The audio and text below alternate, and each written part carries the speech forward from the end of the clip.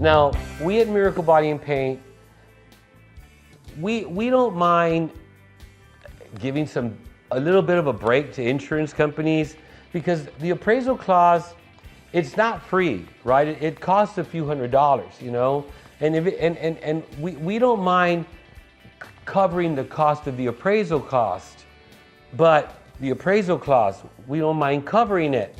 In order for us to cover it, there needs to be at least more than $1,000 difference between what the insurance company wants to pay and what we need, right? If it's less than $1,000, we don't charge our consumer a single penny. We never have and we never will. In fact, we discount deductibles. That's discount deductibles. Insurance companies try to use their fear tactics that, oh, if you go to that shop or that other shop down in Corpus or that other shop up in El Paso or that other shop up in Dallas, you may have to pay some money.